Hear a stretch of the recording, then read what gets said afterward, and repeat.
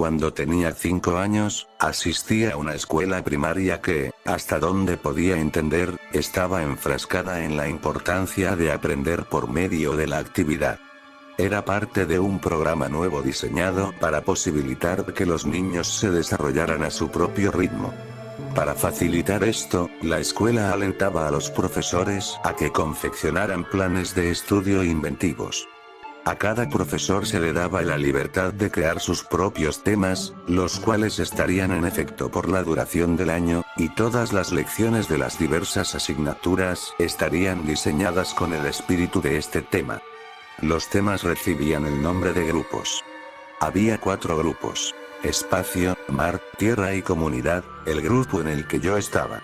En los grados preescolares de este país no aprendes mucho además de cómo atar tus zapatos o cómo compartir, así que la mayoría no es memorable. Solo recuerdo 2 cosas con claridad: que yo era el mejor para escribir mi nombre de manera correcta, y el proyecto Globo, que había sido la marca distintiva del grupo Comunidad. Era una manera lista para mostrar la forma en la que una comunidad funcionaba en un nivel muy básico. Quizá has escuchado de esta actividad.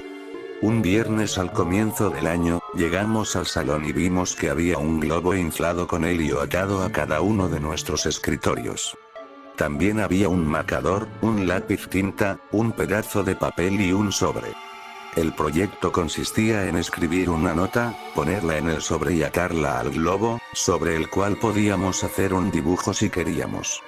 La mayoría de los niños comenzaron a batallar por los globos porque querían diferentes colores, pero yo empecé con mi nota, pues había pensado mucho sobre ella. Todas las notas tenían que adherirse a una estructura vaga, pero se nos permitía ser creativos dentro de esos límites. Mi nota decía algo como esto: hola. Encontraste mi globo. Mi nombre es nombre y asisto a la escuela primaria. Puedes quedarte con el globo, pero espero que puedas escribirme de vuelta. Me gusta Mighty Max, explorar, construir fuertes, nadar y mis amigos. ¿Qué te gusta a ti? Escríbeme pronto. Aquí tienes $1 para el correo. En el dólar, había escrito para las estampillas a lo largo de la parte frontal. Mi mamá pensó que era innecesario, pero yo pensé que era brillante. La maestra tomó una fotografía Polaroid de cada uno de nosotros con nuestros globos, y las pusimos en nuestros respectivos sobres junto con la nota. Ella también agregó otra nota, que asumo que era para explicar la naturaleza del proyecto y el agradecimiento a cualquiera que decidiera participar en escribirnos y enviar fotos de su ciudad o vecindario. Esa era toda la idea. Crear un sentido de comunidad sin tener que salir de la escuela, y establecer contacto vigilado con otras personas. Por las siguientes 2 semanas, las cartas empezaron a llegar. La mayoría vino con una fotografía de diferentes puntos de referencia, y cada vez que una carta llegaba, la maestra la fijaba en el gran mapa, que utilizábamos para señalar de dónde había llegado la carta y cuánto había viajado el globo. Era una idea muy inteligente, porque en verdad ansiábamos ir a la escuela para ver si habíamos recibido nuestra carta. Durante el curso del año, apartábamos un día a la semana para escribirle a nuestro amigo por correspondencia, o para escribirle al de otro estudiante si nuestra respuesta no había llegado. La mía fue una de las últimas en llegar. Ese día, entré al salón y miré a mi escritorio, pero una vez más no vi ninguna carta esperándome. Tan pronto como me fui a sentar, la maestra se me acercó y me entregó un sobre. Debía haberme visto muy emocionado, porque cuando estaba a punto de abrirlo, ella puso su mano en la mía para detenerme y decir: por favor, no te pongas triste. No entendía a qué se refería. ¿Por qué estaría triste ahora que mi carta había llegado? Inicialmente, me encontraba desconcertado de que ella siquiera supiera lo que había en el sobre, pero ahora sé que los maestros, obviamente, veían el contenido para asegurarse de que no hubiera nada inapropiado. Cuando abrí el sobre, supe a qué se refería. No había ninguna carta. Lo único que tenía el sobre era una Polaroid, pero no supe discernir lo que era. Se veía como una porción de postre, pero estaba muy borrosa como para estar seguro. Parecía que la cámara había sido movida mientras la fotografía se tomaba. No tenía dirección del remitente, así que no podía escribirle incluso si hubiera querido. Me sentía descorazonado. El año escolar transcurrió y las cartas dejaron de llegar para casi todos los estudiantes. Después de todo, solo puedes continuar una correspondencia escrita con un estudiante preescolar hasta cierto punto. Todos, conmigo incluido, habíamos perdido el interés en las cartas. Entonces recibí otro sobre. Mi emoción se rejuveneció, y me deleité en el hecho de que me seguían enviando cartas, cuando la mayoría de los demás amigos por correspondencia habían abandonado su participación. Tuvo sentido que recibiera otra entrega, no hubo nada más que una imagen borrosa en la primera, así que esto probablemente era para compensarlo. Pero, de nuevo, no hubo ninguna carta, solo otra imagen. Esta era un poco más distinguible, pero aún no la entendía. El ángulo de la fotografía apuntaba hasta lo más alto, atrapando la esquina superior de un edificio, y el resto de la imagen estaba distorsionada por el fulgor del lente debido al sol. Dado que los globos no viajaron muy lejos, y dado que todos fueron lanzados el mismo día, el mapa se había abarrotado un poco. La política para los estudiantes que aún estaban intercambiando cartas era que podían llevarse las fotografías a casa. Mi mejor amigo, Josh, tenía el segundo número más alto de fotografías llevadas a casa. Su amigo por correspondencia era muy agradable y le envió fotografías desde todas partes de la ciudad vecina. Creo que Josh se llevó 4 fotografías a casa. Yo me llevé casi 50. Después de un tiempo, dejamos de ver mis fotografías. Simplemente guardaba los sobres en uno de los cajones de mi habitación, donde albergaba mi colección de rocas, cartas de béisbol, cartas de historietas, Marvel Metal, para quienes las recuerdan, y cascos de béisbol en miniatura que conseguía de la máquina expendedora en Winn-Dixie después de las prácticas de béisbol infantil.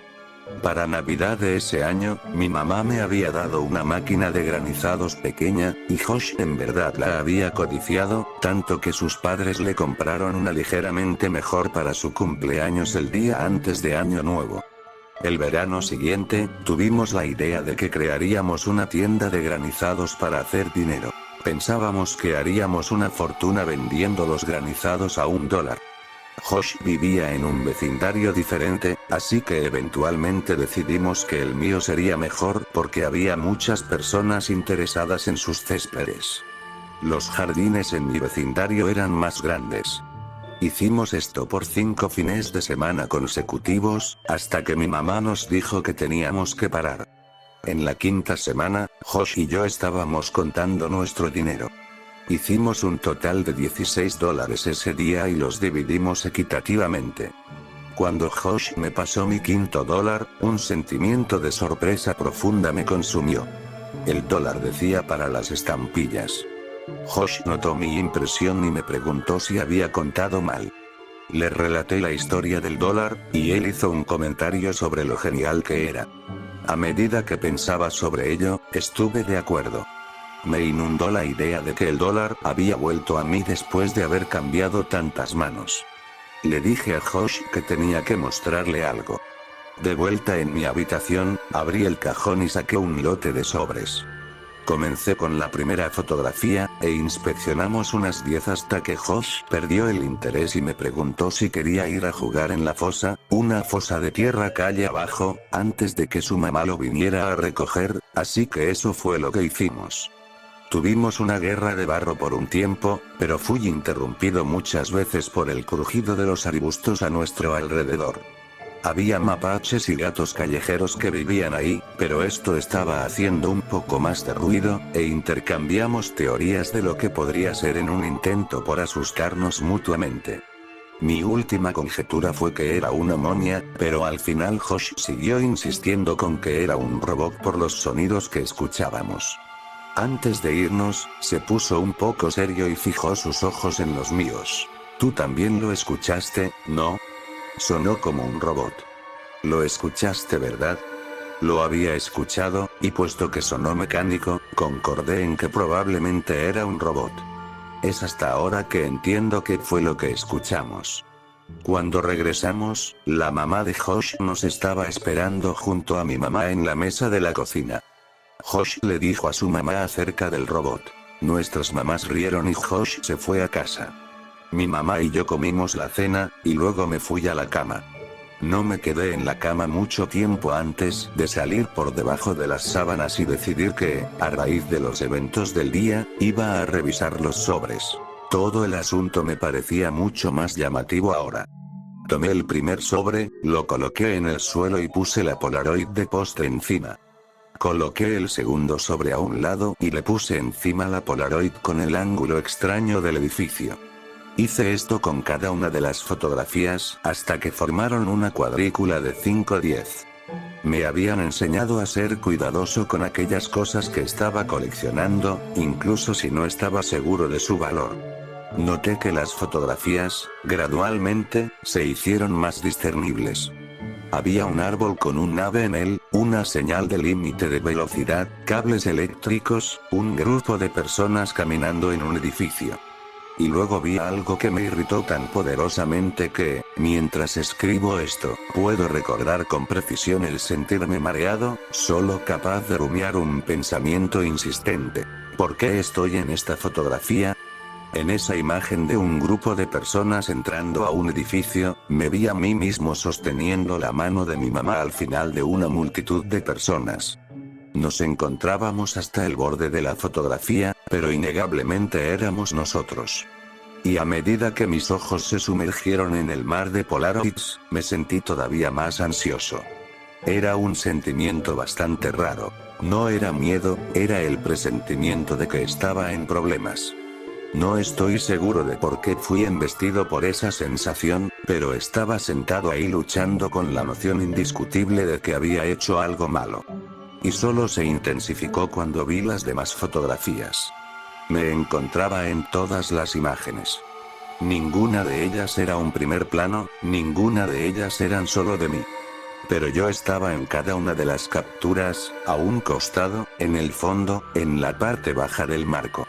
Algunas solo tenían la parte más diminuta de mi rostro capturado en el borde de la fotografía, pero, en cualquier caso, estaba ahí. Siempre estaba ahí. No sabía qué hacer. Tu mente funciona en maneras divertidas cuando eres un niño. Una gran parte de mí tenía miedo de estar en problemas simplemente por estar despierto. Dado que ya tenía el sentimiento inminente de haber hecho algo malo, decidí que esperaría hasta el día siguiente. El día siguiente, mi mamá tuvo el día libre y pasó la mayor parte de la mañana limpiando la casa. Vi caricaturas, creo, y esperé hasta que pensé que era un buen momento para mostrarle las Polaroids.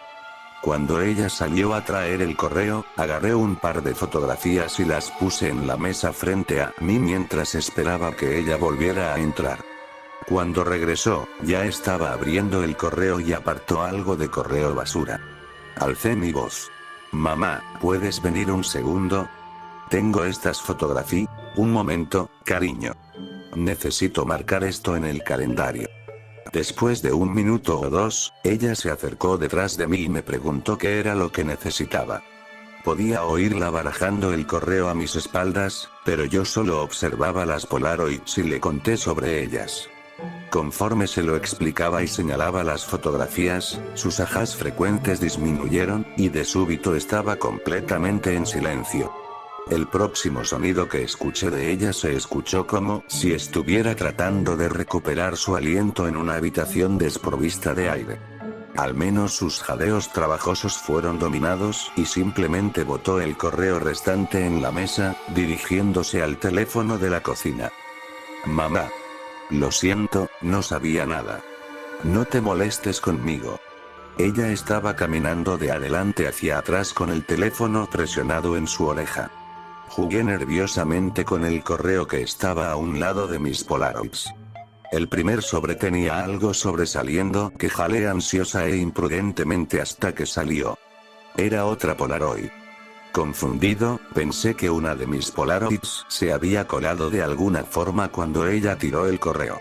Pero al darle la vuelta y estudiarla, me di cuenta de que no había visto esa antes. Para mi asombro, era yo, pero esta era una captura mucho más próxima. Estaba rodeado de árboles y sonreía. Pero no era solo yo. Josh estaba ahí también. Esto era de ayer. Empecé a gritarle a mi mamá, quien seguía discutiendo en el teléfono. Repetidamente, llamé su atención hasta que al fin me respondió con un ¿qué? Y solo pude preguntar: ¿a quién estás llamando? Estoy hablando con la policía, cariño. ¿Pero por qué? Lo siento. No fue mi intención, ella me contestó con una respuesta que nunca comprendí hasta que fui forzado a revisitar estos eventos de los años más tempranos de mi vida. Agarró el sobre de la mesa y lo sostuvo a lo alto para mis ojos, pero solo pude verla a ella y observar cómo todo el color se empezaba a drenar de su rostro. Con lágrimas abultándose en sus ojos, dijo que tuvo que llamar a la policía porque el sobre no tenía ningún sello de la oficina postal.